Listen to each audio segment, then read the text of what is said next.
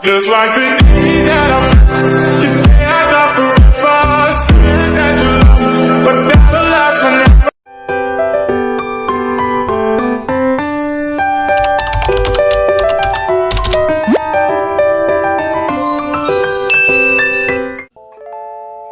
Hello everyone! Welcome back to my channel. So for today's video ay mag-unbox ako ng order ko online for my sissy. So sissy is my dog's name. Yan, itong makulit na to ang aming aso. Isa kasi ay last May 31. Kaya mag-isa na lang siya, isang girl. Yan, makulit to. At saka ayan, yung buntot niya maliit. O, sige na, baba na dali. So, ayun, malikot siya, takbo dun sa sala. So, ayan, sisimulan ko lang mag-unbox ng order ko para sa kanya. So, dito tayo sa maliit. Muna. Malikot talaga yung aso namin. Marot.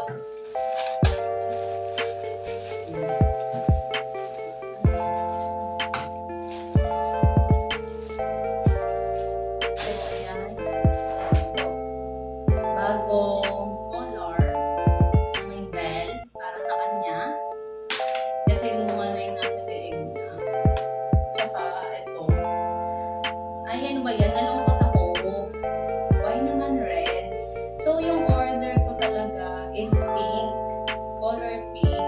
So ayan, I'm disappointed kasi ibang kulay yung pinadala. Tapos, what is this one?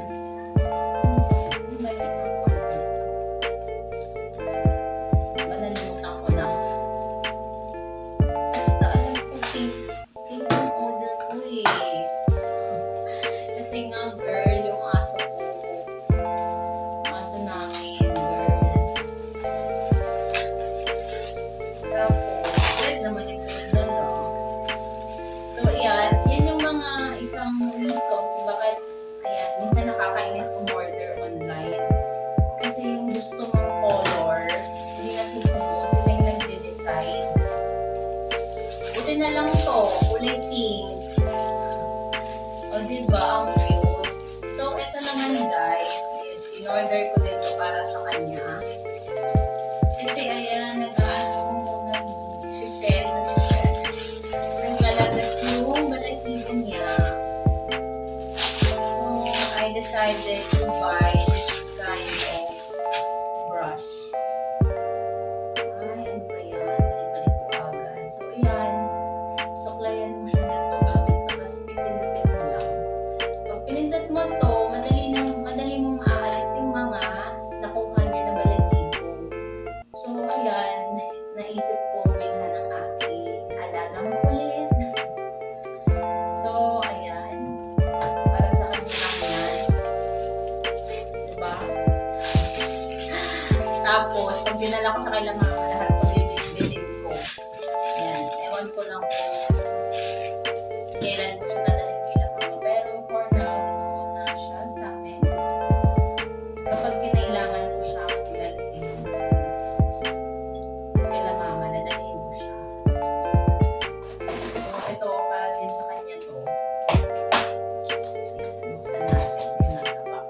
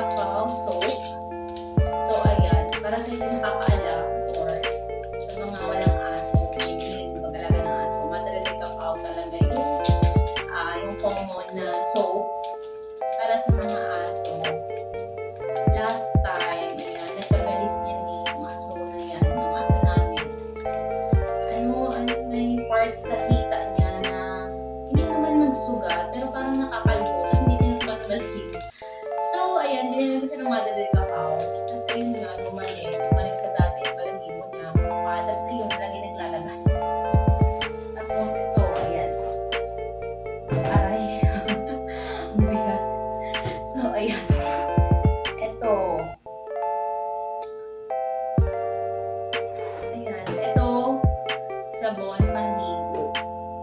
Ayan, ito liquid. Tapos ito naman yung soap bar. Babies.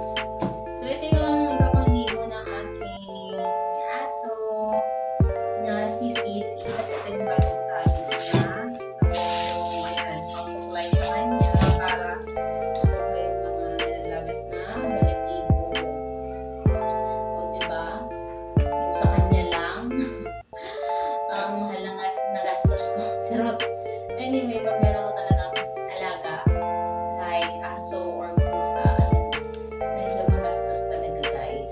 Kasi yan, bibilhan nyo ng mga pangangailangan.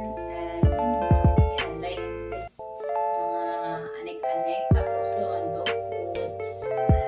Tapos pag nagkasakit pa, diba? So ayan, sana hindi siya magkasakit. Anyway,